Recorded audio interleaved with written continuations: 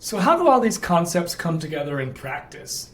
We've all heard of team building before. Perhaps your mind immediately jumps to the images of a team on a wilderness retreat, navigating a ropes course or doing trust falls.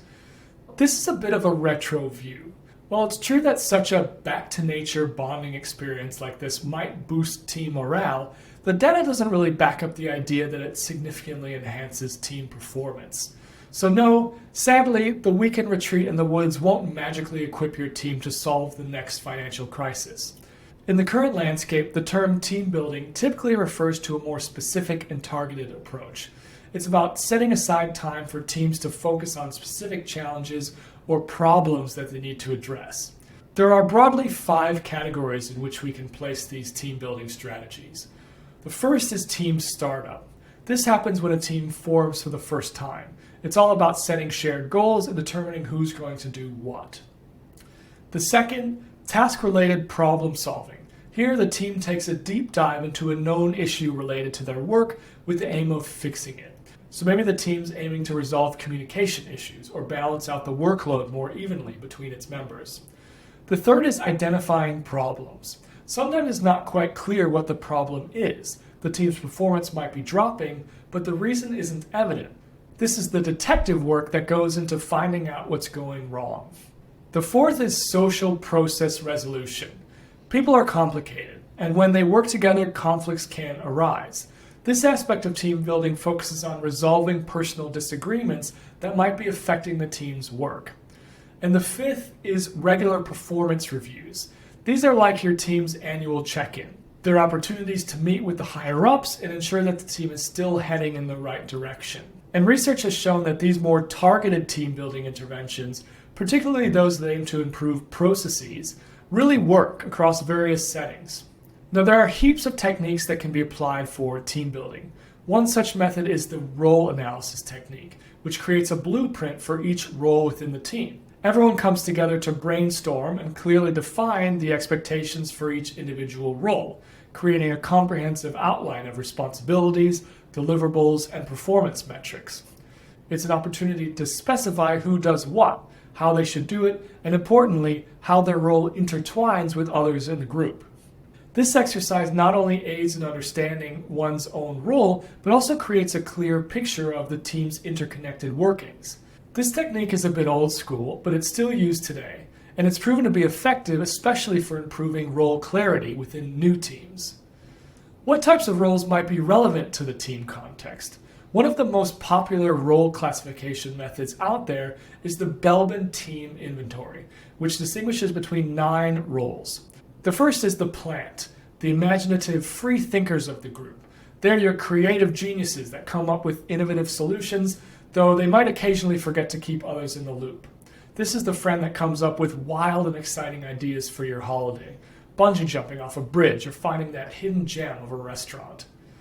The second is a resource investigator. Think of them as the enthusiastic scouts of the team. They're fantastic at exploring and bringing back insights from outside the team boundaries.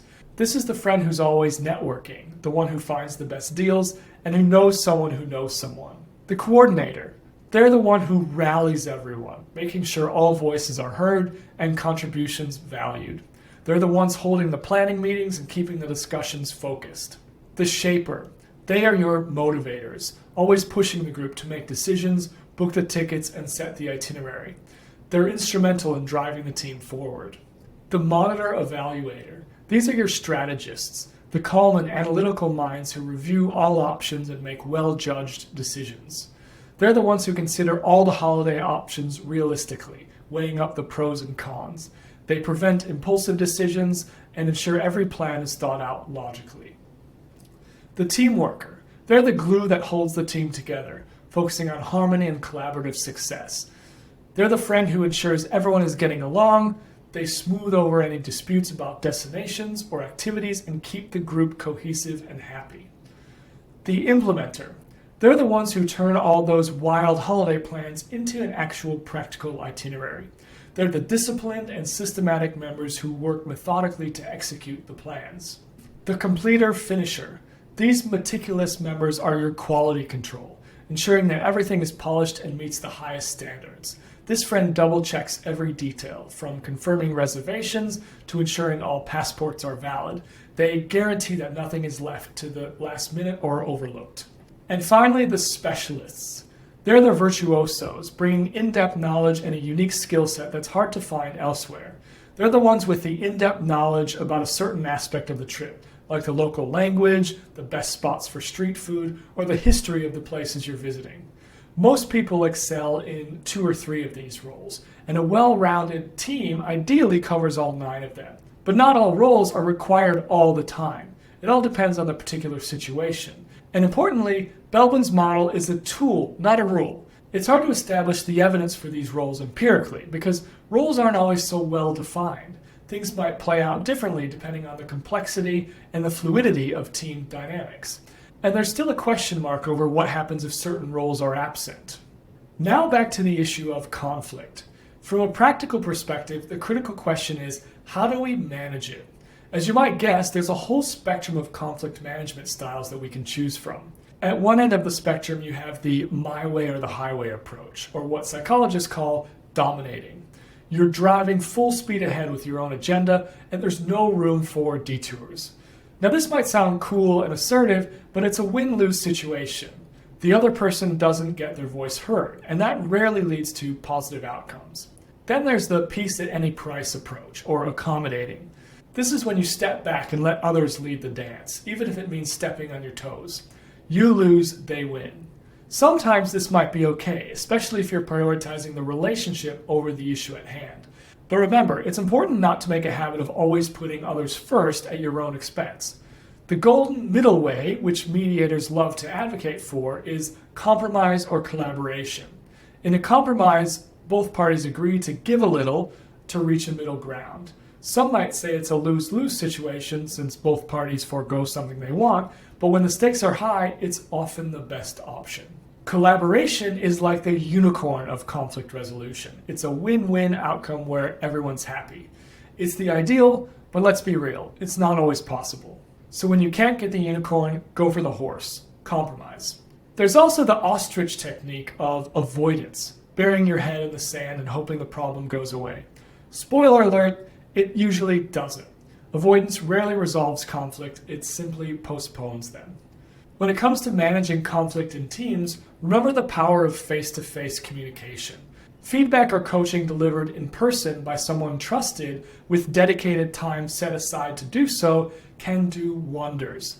Imagine halfway through your project you have a face-to-face honesty hour where you can openly share feedback. That's a recipe for success. It's crucial that discussions around conflict are open and honest, and this is where psychological safety comes into play.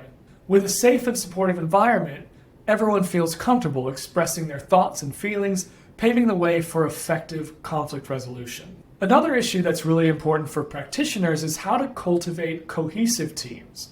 Organizations today are obsessed with figuring this out, but here's a fun fact. The secret to team cohesion isn't some magic spell that management can cast. It's something that has to grow organically from within the team. So what does a cohesive team look like? Imagine a team where members are not just clocking in and clocking out, they genuinely want to be a part of the group. They share information, form tight-knit relationships, and offer support to each other. They handle conflicts like pros, they are generally more content with their roles, and as a result, they perform better and experience less stress. Now, how do we turn that dream into reality? Firstly, remember that size matters. Smaller teams tend to be more cohesive. Next, make being part of the team feel like an exclusive club. Increase the status and prestige of being a team member. This gives people a sense of belonging, which can go a long way. Also, encourage interaction and cooperation. Regular meetings are a must. They're like family dinners, a chance for everyone to catch up, share ideas, and plan the next steps.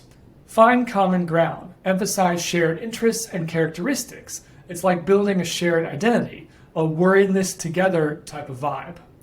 Keep the goals in sight. Regularly update and clarify them, because it's hard to work as a team when you don't know what you're working towards. Next, make everyone feel like they're an important part of the team. Give everyone a slice of the pie. The message here is your contributions matter. Also, it's crucial to recognize and reinforce everyone's contributions. even if they seem minor. A pat on the back can do wonders for team morale. And finally, highlight the interdependence of tasks. Reinforce the idea that everyone relies on each other. A broader question related to the idea of cohesiveness is, how exactly do we mold people into effective team players? The kind that thrive in a group setting and just seem to make everything click into place. One strategy is selection. Remember those personality traits we chatted about earlier? Those are a key piece of the puzzle when you're picking your team. Ensuring that you got the right mix of skills when selecting team members can make all the difference in building a team that works well together. And of course, we can't forget about training, ensuring that people have the right skills and are able to apply them effectively when performing their role within the group. Then there's rewards and recognition. It's all about recognizing the team's output while also not forgetting about the individual efforts that make it all happen. But creating team players is not always a walk in the park. Some folks might be weary of being put into a team. In some workplaces, there's a strong focus on individual achievements. In those settings, people might worry that their individual performance could get lost in the shuffle. So, like many things in IO psychology, it's a balancing act, trying to encourage team collaboration without stomping on individual identities and aspirations. As we wrap up this lecture on team dynamics, let's retrace our steps through the theories and practices we explored. Our journey kicked off with the early theories of team development. We discussed Tuckman's 5-stage model, giving us the formula of forming, storming, norming, performing, and adjourning, a classic roadmap for understanding team growth. We also shook things up a bit with the punctuated equilibrium model, revealing how teams can often experience significant transformations throughout their life cycle. We then delved into the factors that make or break team effectiveness. We considered team composition, pondering the right mix of skills, personality traits, and diversity for an effective team cocktail. We also discussed work design, highlighting how concepts like demands, resources, and autonomy become a little more complex when thinking about teams as a whole. We then took a look into group processes, exploring concepts like psychological safety, cohesion, and conflict. Lastly, we discussed strategies for managing teamwork in the real world, how to manage conflict, how to build cohesion, and how to create team players. I'll end this lecture with a word of caution. Yes, teams can be an amazing catalyst for boosting performance, but just as Ford found out with the release of the Edsel in the 1950s, teamwork isn't always the silver bullet. When contemplating whether teamwork is the right option, you need to ponder a few things. First, complexity. Are the tasks intricate enough to warrant the brain power of multiple individuals? Could it benefit from diverse viewpoints or medley of insights? Next, think about a common purpose. Is there a united objective that goes beyond the sum of everyone's personal to-do lists? Lastly, are the tasks at hand interdependent? Does each member of the team need to count on the others to get the job done? In other words, don't jump into forming a team without doing a little bit of thinking first. It's like choosing the right tool for the job. You wouldn't use a sledgehammer to crack a nut, right? Teamwork is not a one-size-fits-all solution. It's essential to consider whether it's the right tool for the task at hand. That's all for today. I'll see you all in the lecture debrief.